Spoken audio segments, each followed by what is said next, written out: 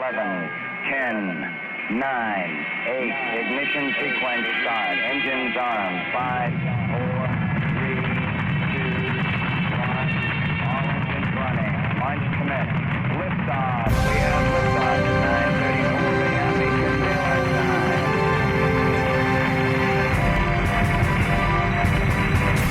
Estamos en el mejor momento de la historia de la humanidad, en el amanecer de una nueva era espacial.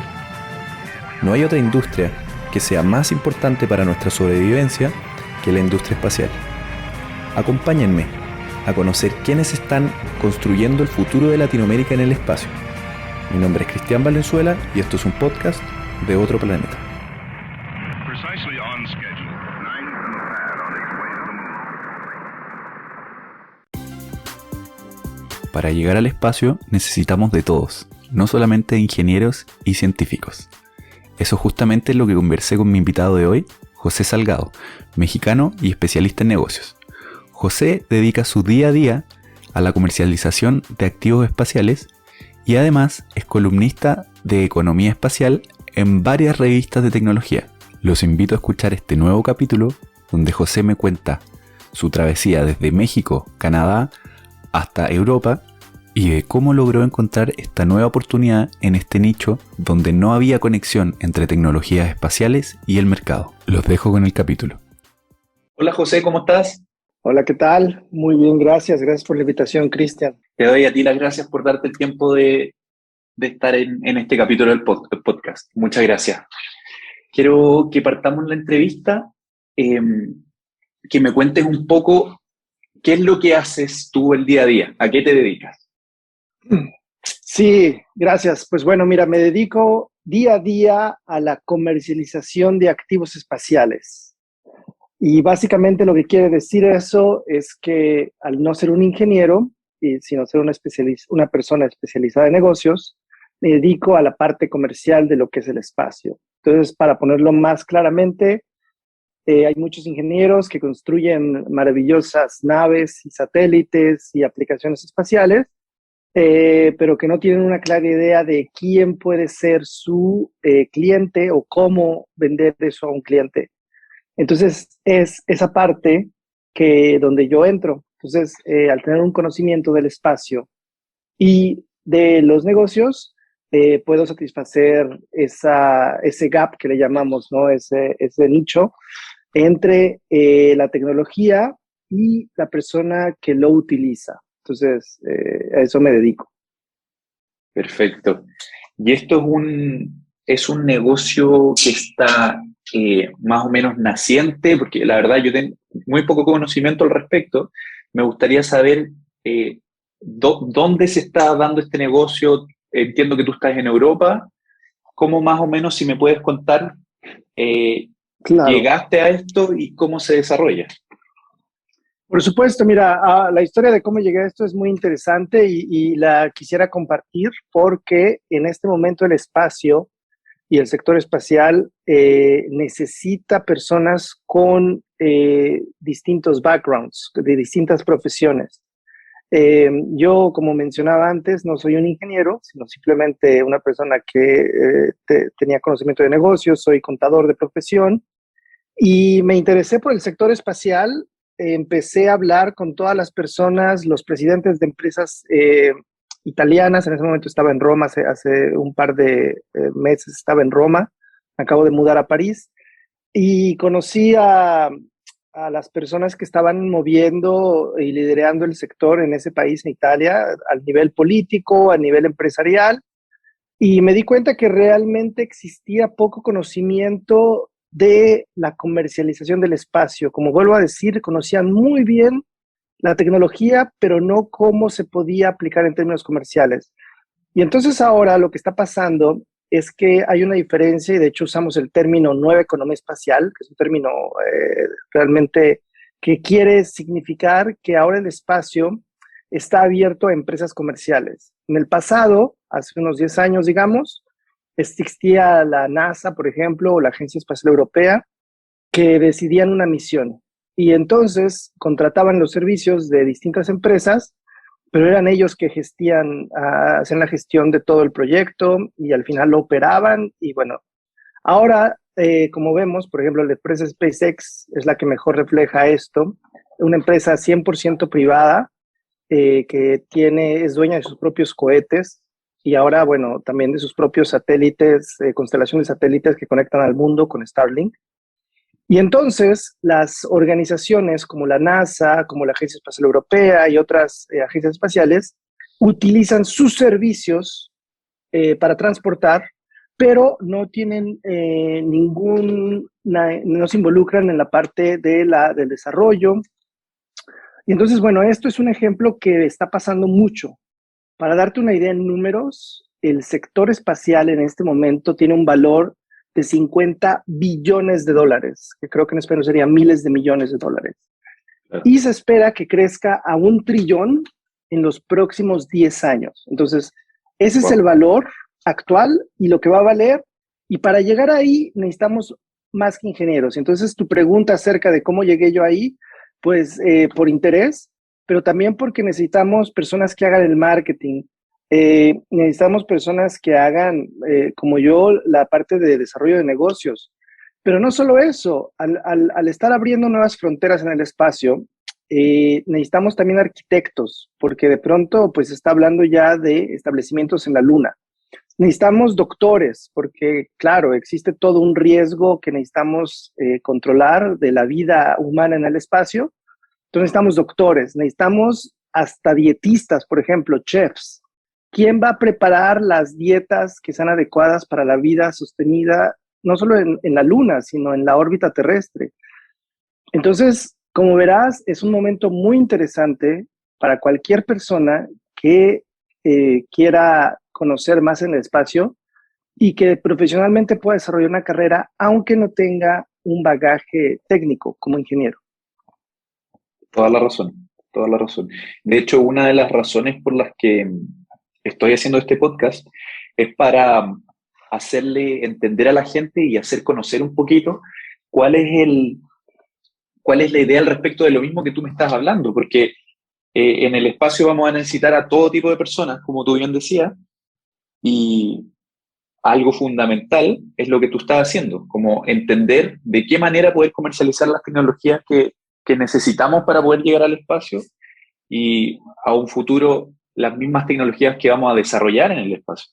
Eso es lo que yo, como lo veo.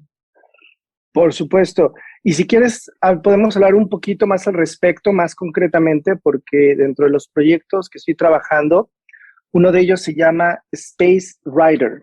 Y entonces esto es un vehículo de transporte al que le caben unos 600 kilos de cargo, aproximadamente en volumen unos 1.200 litros, y que está construyendo la Agencia Espacial Europea y que será lanzado en los primeros meses de 2024. Y bueno, te dirás, bueno, pero ¿qué hace este vehículo de transporte? Básicamente es un vehículo que va a ir en la órbita baja de la Tierra, que se encuentra aproximadamente a 400 kilómetros, es lo que denominamos órbita baja de la Tierra, y va a estar orbitando por 2 meses, pero luego regresa. Entonces, este es el primer vehículo de su tipo. No existe ningún otro vehículo que haga este tipo de maniobras. Existe, por ejemplo, la famosa cápsula Dragon de SpaceX, que que es lanzada encima de un Falcon y que llega a la Estación Espacial Internacional, lleva cargo, personas, agua, alimento, experimentos, etcétera, y que además trae de vuelta astronautas. Pero este nuevo proyecto en el que estoy trabajando, que se llama Space Rider, es completamente autónomo. Eso quiere decir que no va ningún tripulante, lo que permite que nosotros podamos hacer experimentos de patógenos que antes que jamás se podían haber hecho posibles por la presencia de humanos. ¿A qué me refiero? A que, por ejemplo, el virus del coronavirus, nunca se podría subir un experimento que observe el coronavirus a la Estación Espacial Internacional porque es muy contagioso. Entonces, imagínate, cualquier problema, pues es grave, está la vida de los astronautas en peligro. Pero en una cápsula autónoma que no va tripulada, pues no tienes ningún problema. Entonces, vamos a poder hacer experimentos genéticos, experimentos biológicos que pueda ser de beneficio para la humanidad. Por ejemplo, tú sabías que para las vacunas, cuando nosotros hacemos estos experimentos en microgravedad, la vacuna tiene una forma de desarrollarse que ante la ausencia de gravedad reduce el espacio necesario. No puedo entrar en términos más concretos porque no soy un ingeniero bioquímico, entonces pero lo que entiendo es que estas vacunas, cuando las traen de vuelta a la Tierra y ven la molécula, la forma en cómo se comporta la molécula, cuando te las ponen, tienen mucho menos dolor para los pacientes, lo cual para ti, para mí, quizá no es una gran ayuda, porque bueno, afortunadamente recibimos ya nuestras vacunas o a veces una vez en cuando, pero para pacientes, por ejemplo, con cáncer que necesitan transfusiones y que necesitan tratamientos progresivos y constantes, el dolor es muy fuerte. Entonces, esto reduce considerablemente el dolor ante este tipo de tratamientos. Y entonces, ese es uno de los ejemplos que tiene que ver, por ejemplo, con el sector farmacéutico. Entonces, volvemos a lo mismo. ¿A quién necesitamos? Necesitamos a los ingenieros farmacéuticos que desarrollen experimentos en el espacio. Y bueno, hay por ahí también materia, se llama Life Science, Material Science, y podemos hacer también fibra óptica, podemos hacer impresión 3D de algún material genético, algún órgano, algún miembro, alguna célula, y la podemos regresar aquí a la Tierra para que veamos cómo se comportó. Y bueno, existe una gran cantidad de oportunidades en este nuevo proyecto que estoy trabajando que se llama Space Ride. Perfecto, gran proyecto, muy interesante. Quería preguntarte, José, porque tú me contabas que, claro, eres contador y por interés propio llegaste a esto de la economía espacial, pero me gustaría saber un poco más atrás cómo saltas, porque si no me equivoco tú eres mexicano, cómo saltas del estudio de la contaduría a llegar al espacio. ¿Conociste a alguien? ¿Tuviste alguna interacción? ¿Hiciste algún curso? ¿Si me puedes contar un poquito?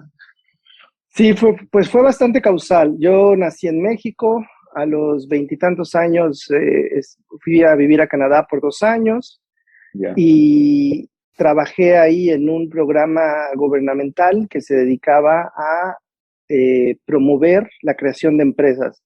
En Canadá, este programa, cuando una persona pierde su empleo, además de recibir beneficios económicos, tiene la oportunidad de regresar a la escuela si es que quiere abrir un negocio para continuar el proceso productivo del país. Entonces yo me encargaba de eso, de la parte de los negocios, apoyando ese programa. Después de 2 años ahí, me mudé a Italia con mi familia y ahí comencé la Cámara de Comercio de Canadá en Italia. Ya que en México trabajé un tiempo en la Cámara de Comercio de Canadá en México, tenía más o menos idea, y no existía en Italia, en Roma. Entonces decidí fundarla. Y de ahí, uno de los sectores en los que Canadá e Italia tienen ya cierta relación comercial es el aeroespacial. Pero yo pensé que quitándole la parte aéreo y dejándolo espacial se escuchaba mejor. Entonces se convirtió en mi primer contacto con el sector espacial. Y hasta hace apenas solamente 3 años y medio, recuerdo por primera vez haber googleado el término economía espacial.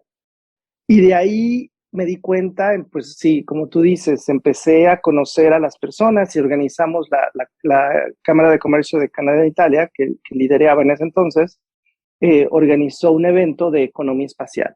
Y entonces empecé a invitar gente, de ahí conocí, y te digo, y fue realmente la realización de darme cuenta que existía un nicho para personas como yo, porque existía esta desconexión entre la tecnología y el mercado.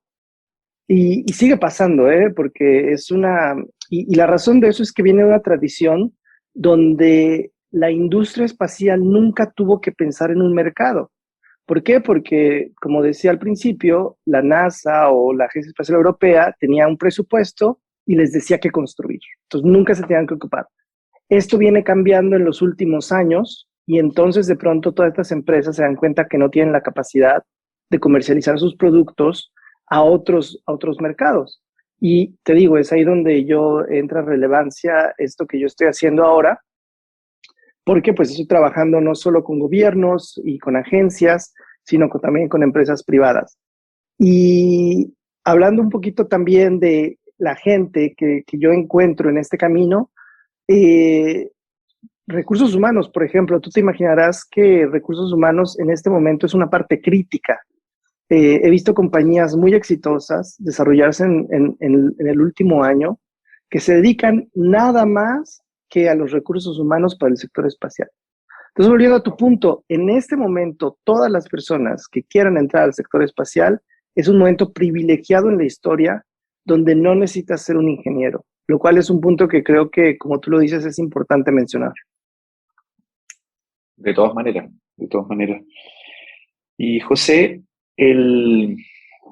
porque claro, tú ahora te dedicas específicamente a este nicho que me comentas, que es la comercialización espacial, o sea, comercialización de tecnologías que sirven para el espacio, pero a la vez también estuve leyendo tu biografía y te dedicas a ser columnista de algunas revistas con respecto a este mismo tema. ¿Cómo llegaste a eso y qué es lo que, qué es lo que haces específicamente con eso?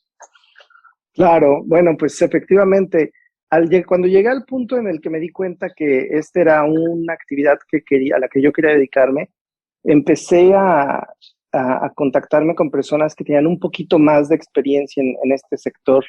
Y entonces conocí a una colega que hizo esta misma actividad, que es crear un mercado de cero a algo, ¿no? Crearlo de la nada, con el laboratorio de la Estación Espacial Internacional. Entonces, cuando la conocí, dijimos, estamos perfectamente alineados en lo que vemos, vamos a transformar eso en oportunidades de negocio. Y entonces empezamos a mandar propuestas. Y las propuestas que mandábamos empezaban realmente a tener reacción de clientes. Entonces fue de ahí que me decidí a transicionar, a pasar de lo que yo estaba haciendo a dedicarme 100% al sector cuando ves clientes. Es como cuando uno empieza un negocio, ¿no? Dicen que uno no tiene un negocio hasta que tiene clientes. Mientras lo demás no, es un proyecto. Entonces me pasó lo mismo. Y como yo te decía, lo que yo observaba es que la gente hablaba mucho de la tecnología y de la luna y minar los meteoritos, pero pues, podían justificar los números. Es decir, cuánto va a costar, quién va a pagar por ello. Y fue a fuerza de preguntar todas estas cuestiones a los presidentes de grandes empresas que me di cuenta que existía una falta de información cuantitativa. Si ahorita tú vas a internet, encuentras mucha información cualitativa de Elon Musk, de todos los planes que hay para ir a la luna, Artemis, que está bien, pero para la parte financiera y comercial no existe.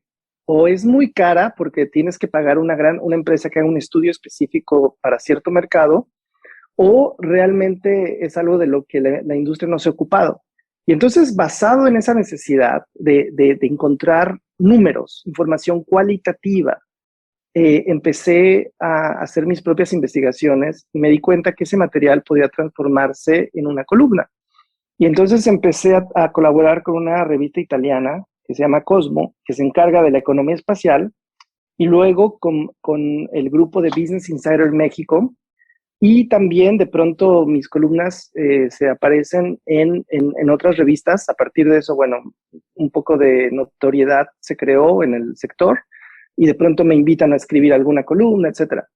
Pero básicamente la idea de todo esto y por la que escribo es por un par de razones. Número uno, para poder seguir comunicando las posibilidades de ese sector, no solo a nivel profesional, sino a nivel económico, sino al nivel de desarrollo pues social, porque realmente el espacio ayuda mucho a mejorar la vida en la Tierra.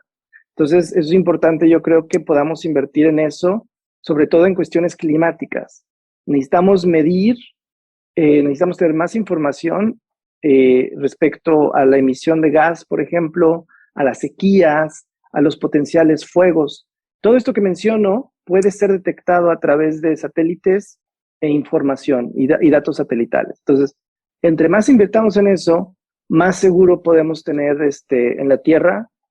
Obviamente tenemos que seguir actuando de manera responsable aquí, pero el espacio nos puede ayudar a medir y a prever ciertos desastres naturales que son importantes. Y entonces, con toda esta información, ese impacto social me interesa. Pero también es una gran oportunidad de seguir el flujo de capital, es decir, ¿quién está invirtiendo en el espacio y por qué?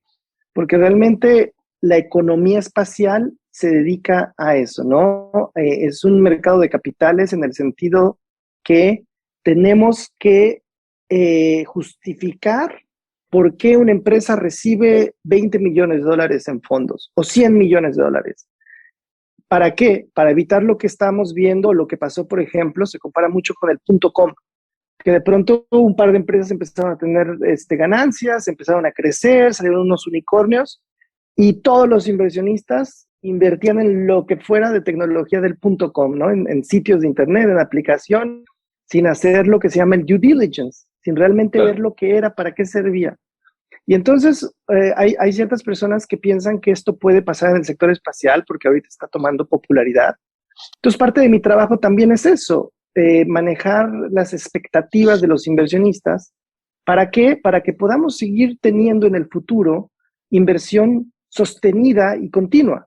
Porque si no, ¿qué va a pasar? Que, bueno, muchos oportunistas de pronto van a tomar, valga la redundancia, esta oportunidad, pues para sacar capital y no producir los resultados que el sector espera. Entonces, también eso es parte de por qué estoy diciendo colaborar con estas columnas. Entiendo. Y en esa misma línea de lo que me estabas comentando, que justamente en los 2 últimos años o 3 últimos años, justo como decía, en el sector startup, como que está explotando, hay un boom y están naciendo muchos unicornios acá en Latinoamérica. Y yo siento, desde mi punto de vista, y como lo decías tú recién, que estamos en vías de eso para el tema espacial. ¿Cómo lo ves tú? ¿Tú crees que de aquí a, no sé, los próximos 5 a 10 años pueda nacer una nueva era de startups espaciales que sea como el tema central de lo que se hable comúnmente? Porque a pesar de que, claro, esto está teniendo una nueva era, está teniendo el New Space que conversábamos, todavía no es un tema como mainstream en el mundo. Es correcto. Fíjate que es una gran pregunta y yo creo que hablando de la parte del valor de mercado, estamos viendo esa tendencia. O sea, estamos realmente apenas al inicio de la curva. No podemos decir que está un mercado desarrollado, sino al inicio de la curva. Y algo importante que va a pasar, y esto fue un punto que hace poco Michael López Alegría, que es el comandante de la primera misión privada, que será lanzada el 3 de abril de 2022, con una tripulación de 4 astronautas en total, incluyendo él, pasarán 8 días en la Estación Espacial Internacional. Entonces, él mencionaba una cosa interesante que creo que tiene que ver con el punto que mencionas. En este momento el espacio empieza a tomar relevancia, como dices, no es mainstream, pero también porque en mi caso, yo tengo 38 años, no tuve la oportunidad, no fui un hijo del programa Apolo, como se les llama, ¿no? No vi a Neil Armstrong pisar la luna. Entonces, lo que Michael López Alegría menciona es que el próximo regreso de la humanidad a la luna planeado para el 2025 va a ser un hecho que vuelva a motivar, que vuelva a encender los motores de la imaginación, no solo para esta generación, sino para la que viene. Entonces yo creo que ese punto va a ser seminal cuando volvamos a ver un hombre y una mujer pisando la luna, bueno, por mí por primera vez en mi vida, y me imagino que para muchos de tus escuchas también será el caso. Eso va a tener un efecto grande. El mercado se está perfilando, de parte del mercado se está perfilando, y de manera social, ese punto yo creo que va a disparar. En este momento en el mundo, para darte un dato, existen aproximadamente 15,000 empresas espaciales. O sea, realmente Wow. son muy pocas en el mundo. Ya. Un 5% de ellas son grandes y luego un 80% son startups y el resto son pequeñas y grandes empresas. Entonces realmente está todavía muy dividido. Las empresas más grandes se siguen quedando con los grandes contratos, pero hay espacio. Todavía hay mucho espacio. Existen muchos segmentos en los que una startup puede participar. Está el segmento tierra, que es todas las comunicaciones que salen de la tierra al espacio. Está el segmento lanzadores, es decir, los microcohetes, los cohetes, etcétera. Está el segmento comunicación. Entonces, puedes hacer un tipo de comunicación como Starlink, que está proponiendo comunicación de Internet a través de los satélites. Está el segmento de entretenimiento, todas las comunicaciones que se necesitan para el sector televisivo, el radio, etcétera. Y bueno, de ahí existen muchos subsectores, ¿no? Yo te estoy hablando de general, pero de ahí está la empresa que hace el tornillo que va en el cohete de SpaceX, ¿no? Entonces, es una cadena de valor bastante nutrida que no es evidente. Nosotros vemos las empresas grandes, pero atrás de ellas existe una gran cantidad de microempresas que soportan esa tendencia y esa actividad espacial. Claro, exactamente. Oye, quiero hacerte una pregunta con respecto a oportunidades. Bueno, son dos preguntas con respecto a oportunidades. Primero con oportunidades personales y después cómo ves tú las oportunidades en Latinoamérica. Así que voy a partir por lo primero. Con respecto a las oportunidades personales, quiero saber, porque he conversado con otros entrevistados y siempre llegamos al tema de que para el sector espacial las oportunidades en Latinoamérica son bien escasas. Y bueno, quizás en tu caso pueden ser diferentes, ahí me puedes contar tú por el mismo tema que México quizás puede ser el país latinoamericano que lleva un poquito la vanguardia en el espacio con comparación al resto. Pero ¿cómo ves tú ese tema? El tema de que uno tiene que salir de su país, tiene que buscarse la oportunidad afuera, porque claro, el mismo mercado que está muy poco desarrollado en todo el mundo, en países latinoamericanos está mucho menos desarrollado. Entonces, esos mismos ingenieros que conversábamos al principio terminan estudiando afuera, terminan quedándose afuera para poder desarrollar sus carreras y las mismas oportunidades de otras carreras van a tener que buscarse afuera, ¿o cómo lo ves tú? Sí, mira, he seguido muy de cerca la creación de ecosistemas. Lo he visto en países pequeños europeos como Luxemburgo, que ahora en los últimos 5 años pasó de ser un país inexistente con un programa espacial casi inexistente a un país donde actualmente está representado por la mayoría de empresas americanas. Es decir, cuando las empresas americanas vienen a Europa, muchas de ellas se establecen en Luxemburgo. Entonces, algo interesante que pasa ahí y que definitivamente es una realidad que tenemos que ver en Latinoamérica es el gobierno, el apoyo del gobierno. Realmente, globalmente, los capitales están, la tecnología está. Latinoamérica, tanto países como Argentina, Brasil, México, que son los que más conozco, representan y tienen una gran calidad de ingenieros y de mano de obra calificada para poder lanzar muchas empresas. Pero el punto principal que yo he visto, te digo, siguiendo ejemplos también, por ejemplo, de otros países pequeños como Eslovenia, que también es un país que recientemente empezó a desarrollar su programa, y otros países africanos también que en los últimos años han desarrollado este programa y acceso al espacio, es el común denominador, es el apoyo del gobierno. Si no existe este apoyo e interés del gobierno, los capitales por sí solos es muy difícil que sobreviva un ecosistema. Entonces, al día de hoy, lo que dices, tienes razón, los números señalan un crecimiento casi inexistente comparado con el resto del mundo, especialmente con países asiáticos como China o India o Estados Unidos o Europa, que tienen programas espaciales muy desarrollados. Pero los consejos, que también es otro común denominador en países que están accediendo al espacio y que están creando ecosistemas, es la especialización.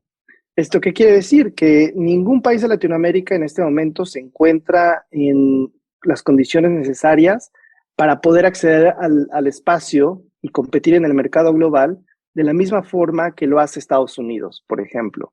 Entonces, lo que tienen que hacer es encontrar esa especialización donde una parte de la cadena, donde pueden ser parte de la cadena de valor del espacio.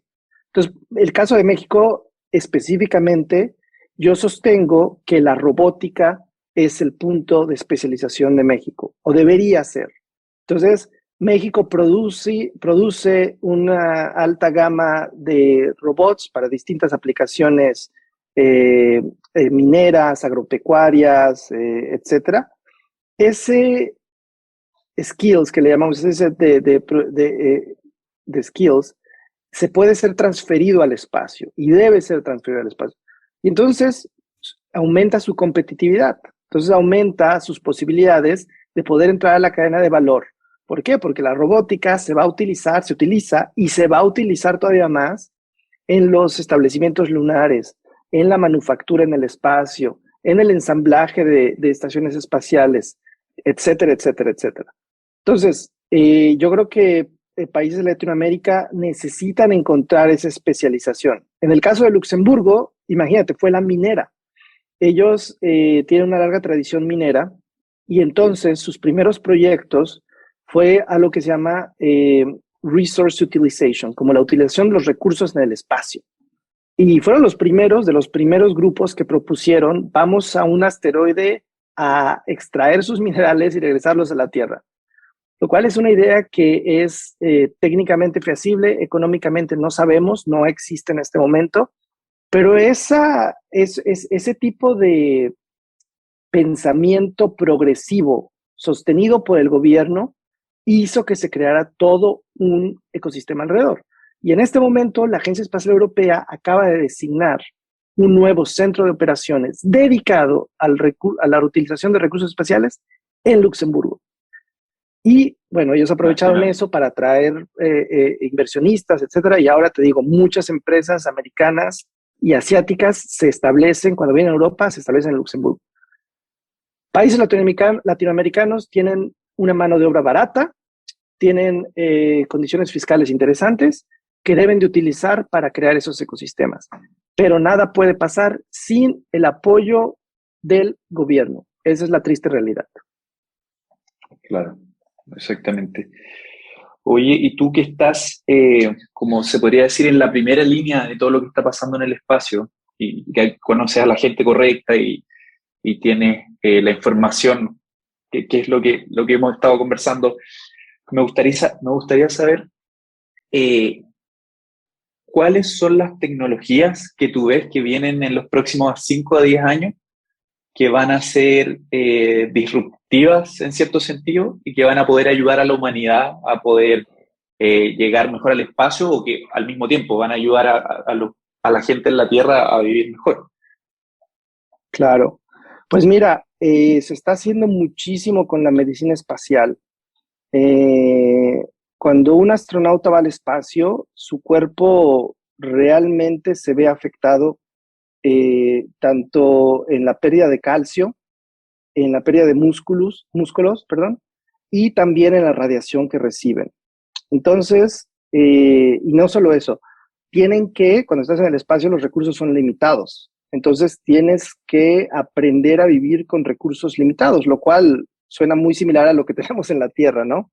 Claro. Muchas tecnologías respecto a la creación de comida inteligente, dietas llenas de proteína, que puedan hacer la vida en el espacio posible, pueden ser transferidas. Estoy hablando de cosas tan simples como insectos, ¿no? Cultivar insectos que requieren una cantidad pequeña de espacio, de recursos, pero que aportan un valor nutrimental bastante alto, hasta complejos sistemas que puedan imprimir comida. Entonces, ahí te va una. Se está trabajando en este momento. La otra es los recursos, el cuidado del agua. En este momento nosotros, a través de los satélites, podemos saber mucho de la calidad del agua en grandes cuerpos, es decir, ríos, mares, lagos. Y entonces, a través de ese conocimiento que se está incrementando, a través de distintos tipos de sensores, que se llama, nosotros podemos encontrar la fórmula y empezar a detectar qué tipos de cambios están sucediendo en ciertos cuerpos de agua, ya sea un incremento en el pH del agua, una reducción del nivel en una presa, por ejemplo, para detectarlos inmediatamente y evitar y buscar la forma aquí en la Tierra de solucionarlos. Entonces, esa es otra de las tecnologías que seguimos desarrollando sensores cada vez más precisos para que no solo el agua, sino fauna. En este momento, por ejemplo, se puede utilizar los satélites para conocer la salud de algunos peces que nadan no muy lejos de la superficie, pero se puede conocer su volumen, su trayectoria, la forma y modo en el que migran, y eso nos da información precisamente para protegerlos y para detectar cualquier cambio en el ecosistema. Entonces, ese tipo de sensores van a seguir avanzando, van a seguir creciendo en potencia, en precisión, y bueno, eso va a mejorar mucho la vida de nuestra Tierra. La última que te voy a comentar es porque te podría dar muchos ejemplos, pero esta creo que es más interesante. Tiene que ver con, en inglés se le llama anti-aging, es decir, como el antiedad, ¿no? Claro. Entonces, volviendo a la radiación que nosotros los humanos experimentamos en el espacio, si pensamos ir a la Luna o a Marte, pues precisamente es esto de la radiación.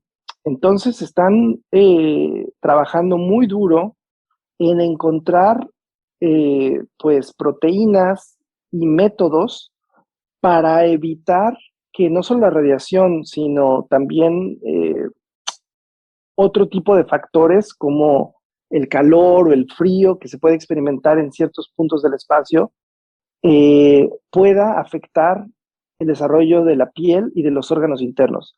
Entonces, hay mucha tecnología que va a ser probada en el espacio y en astronautas específicamente, que va a ser después traducida a protocolos y métodos para parar el proceso del envejecimiento. Digo, todavía estamos lejos para ver a una persona de 100 años que se vea como uno de 15, pero a nivel celular vamos a poder hacer muchos avances en ese campo. Entonces, hay algunos de los que vienen, pero existen muchos más. O sea, de pronto por ahí se me ocurre también hablar de lo que va a pasar con las estaciones espaciales internacionales. A nivel social, hay algo que se llama el efecto overview, que el primero que lo tuvo, aunque no le dio ese nombre, fue el primer hombre que viajó al espacio, Yuri Gagarin. Cuando vio este planeta desde el espacio, lo recuerdo, está bien documentado, él dice que pues no vio fronteras, no vio diferencias de lenguas, no vio ninguna clase social, vio simplemente todo el universo. Y este cambio profundo que han experimentado muchos astronautas los ha hecho pues comprometerse más a trabajar a proteger la Tierra. Y entonces por ahí hubo algunas iniciativas, aunque parezca broma, de mandar políticos o tomadores de decisión o líderes mundiales al espacio para que experimentaran esto. Y de hecho en Estados Unidos se dio que un senador, que es el actual jefe de la NASA, viajó en la misión de los Space Shuttle y tuvo esta visión. Entonces, a nivel social, en este momento, los astronautas privados van a empezar a incrementar.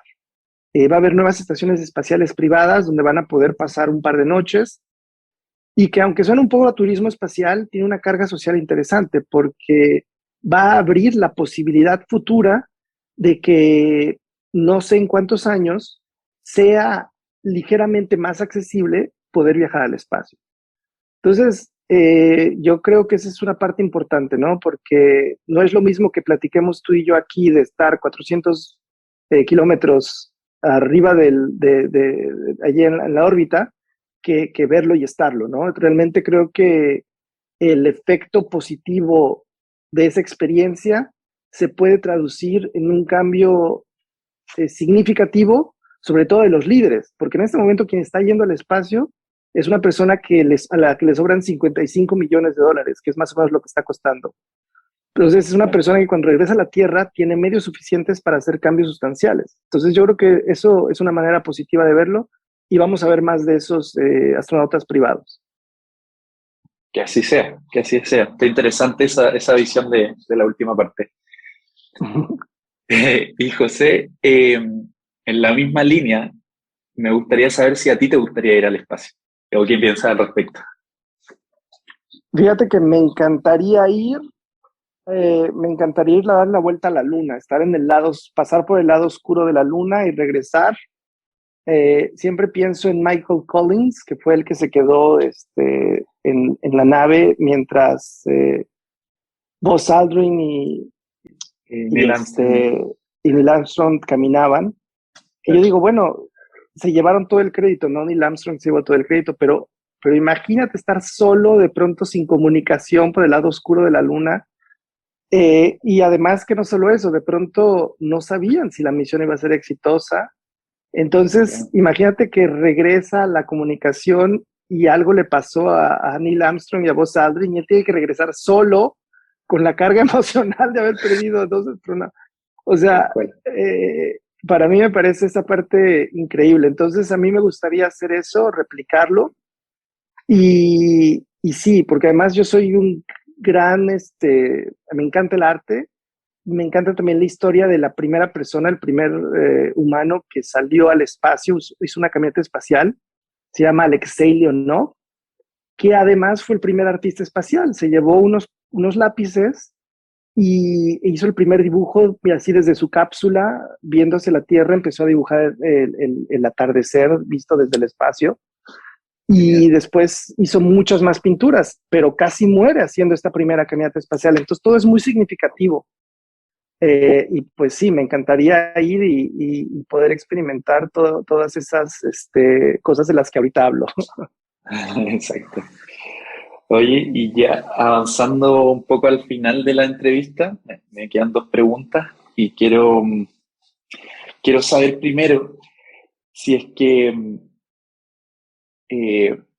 tú tienes algún consejo, dada tu experiencia y dado que tú hiciste este salto de México a Canadá y después de Canadá a Europa, algún consejo para alguien joven que está interesado en el espacio y quiere seguir su camino ahí.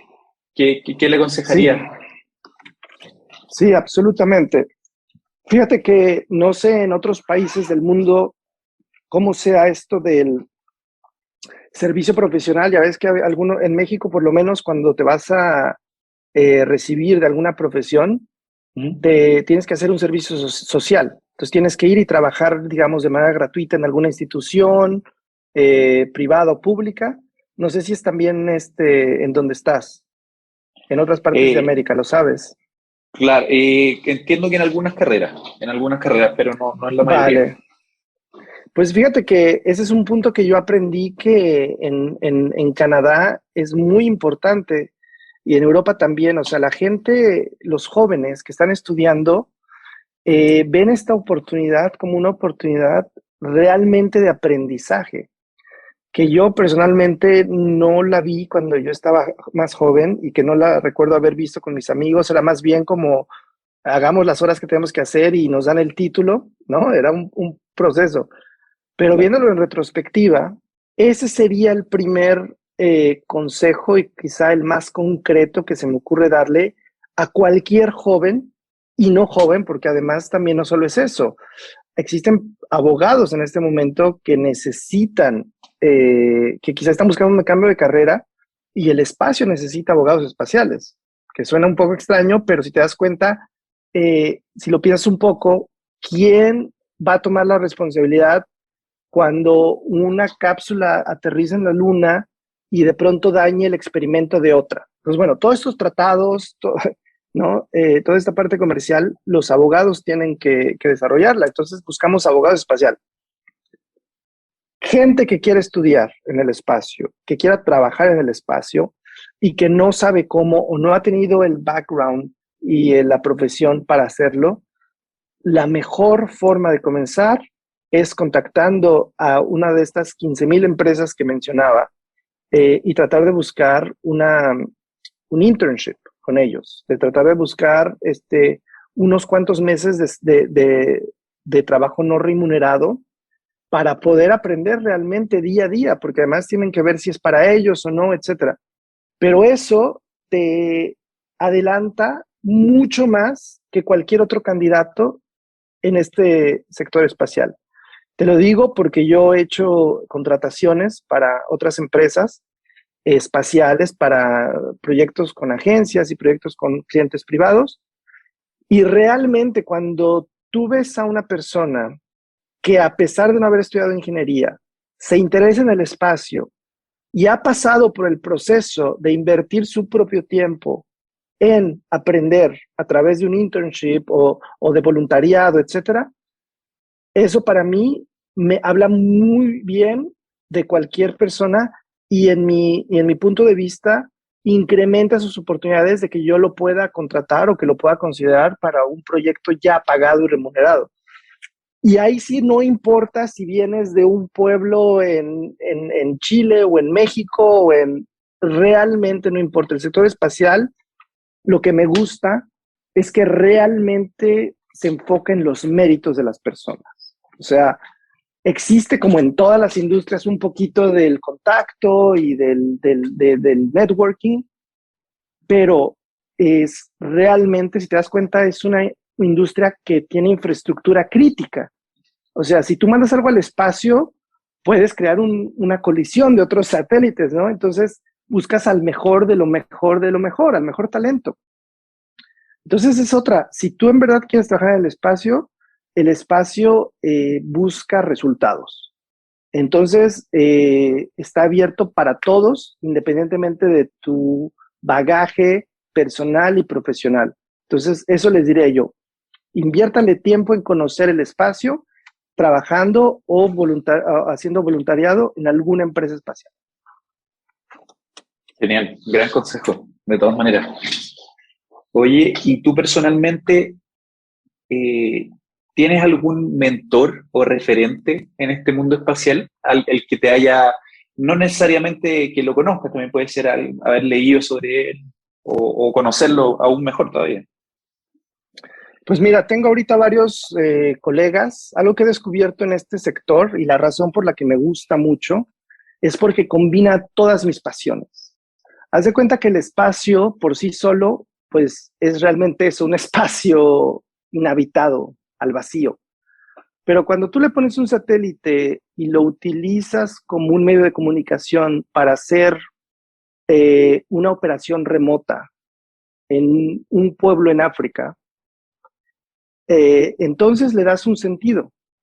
Y ese satélite o ese cuerpo espacial o esa misión espacial puede tener una connotación artística, puede ser una connotación médica, puede tener un beneficio para los agricultores cuando tú le utilizas, le pones un sensor para detectar desde el espacio la calidad del suelo o saber cuándo hay que regar la próxima vez para incrementar la eficiencia del agua. Entonces, yo en este sector no solo conozco el espacio, sino conozco del sector de petróleo, porque entonces hay también este sistema en donde se pueden monitorear kilómetros y kilómetros de oleoductos para evitar o para encontrar alguna fuga. Entonces conozco de ese sector.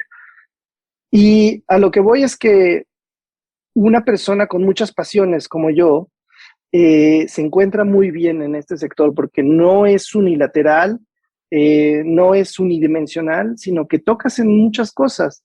De pronto por ahí me estoy metiendo también a cuestiones de desarrollo celular, que todavía no lo entiendo muy bien, obviamente, pero es algo que está y que este trabajo me permite conocer de ello.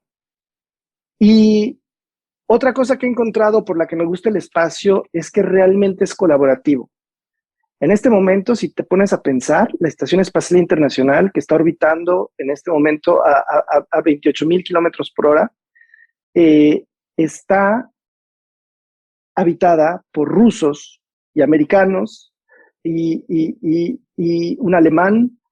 Entonces, es un espacio donde se colabora y están pegados. La Estación Espacial Internacional tiene una parte rusa y una parte americana, y se ven, se hablan, conviven, comparten cenas, hacen cada uno sus experimentos, pero aquí en la Tierra, bueno, eso no es posible por las condiciones actuales.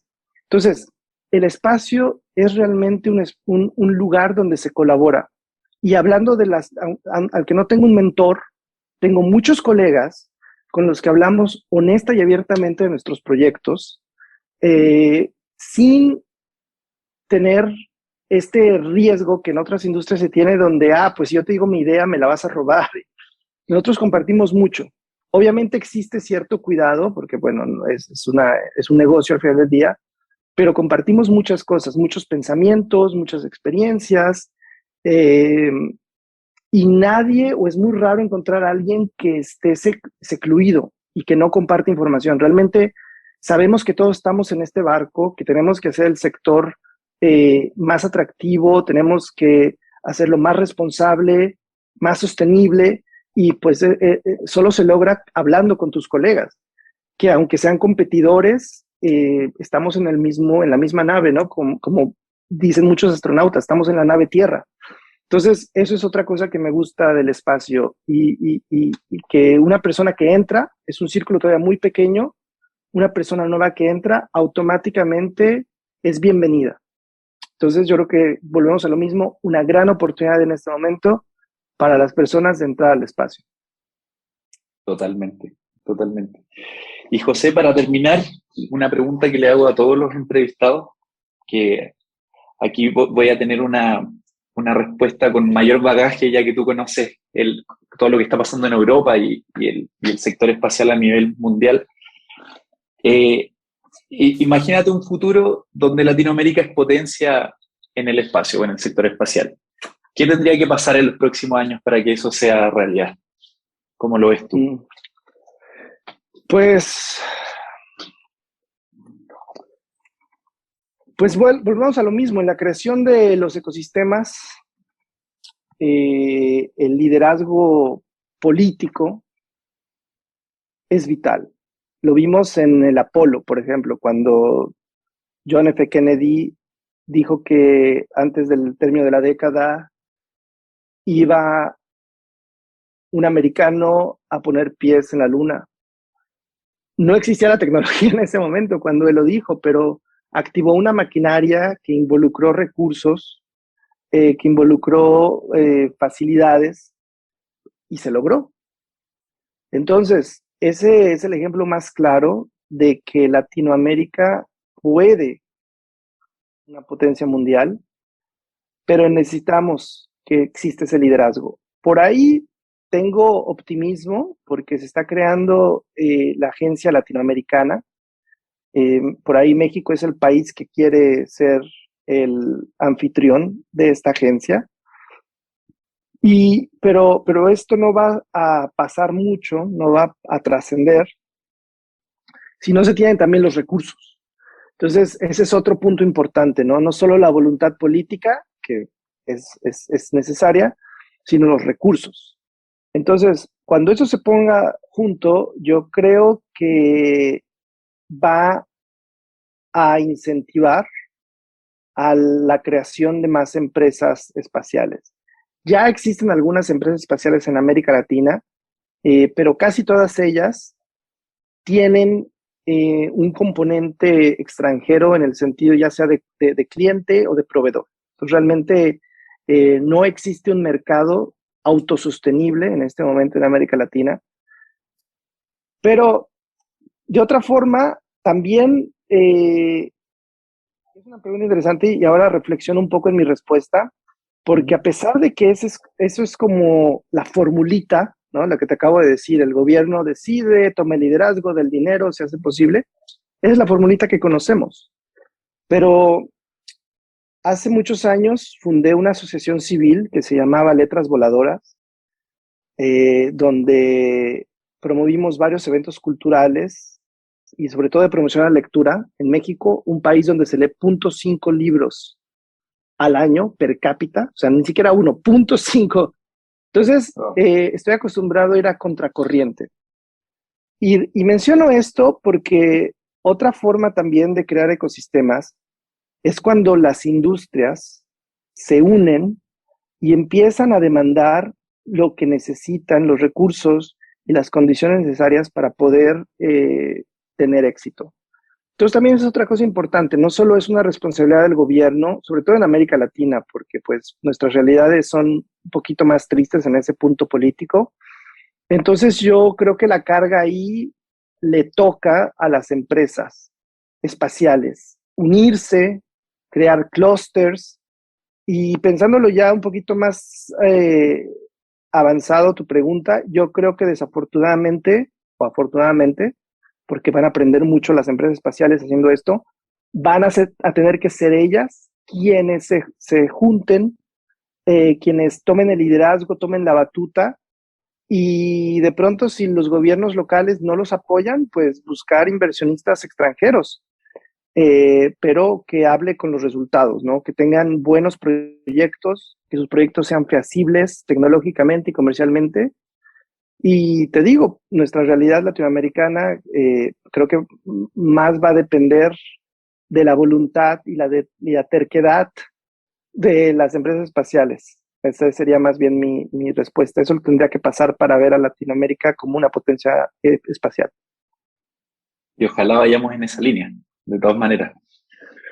José, quiero darte las gracias. Un gusto conversar contigo. Me quedo con un montón de preguntas, pero en honor al tiempo, te doy las gracias por darte el tiempo de conversar conmigo, y también las gracias porque noto que eres un referente en este tema, y en Latinoamérica necesitamos modelos a seguir. Por eso me gusta mostrar a gente como tú que tiene todo en su contra y sigue adelante, abre nuevos mercados, viven en otros continentes, viven otras realidades, y al final terminan siendo una suerte de emprendedores propios de negocios y de vidas nuevas que de todas maneras son un ejemplo para el resto de los latinoamericanos. Entonces te doy las gracias. Pues, sí. No, pues muchas gracias por esas palabras. La verdad es que yo estoy más que dispuesto a cualquier apoyo de lo que pueda yo servir para cualquier empresa, para cualquier joven que quiera estudiar en el espacio, que quiera hacer una carrera en el espacio. Me encuentran en LinkedIn, estoy muy activo ahí, José Salgado, me pueden buscar, y mi puerta está siempre abierta para todos ellos. Genial, buenísimo. Te doy las gracias nuevamente y nos quedamos en contacto. Muchas gracias. Muchas gracias a ti, Cristian, por la entrevista, y un gran saludo a todos. Si te gustó este capítulo, te invito a poner like, compartir y a seguir al podcast en cualquiera de las plataformas donde estés escuchando, para que podamos llegar a más personas y así cumplir el objetivo de que cada vez seamos más los involucrados en la industria espacial latinoamericana. Muchas gracias y nos escuchamos en el próximo capítulo.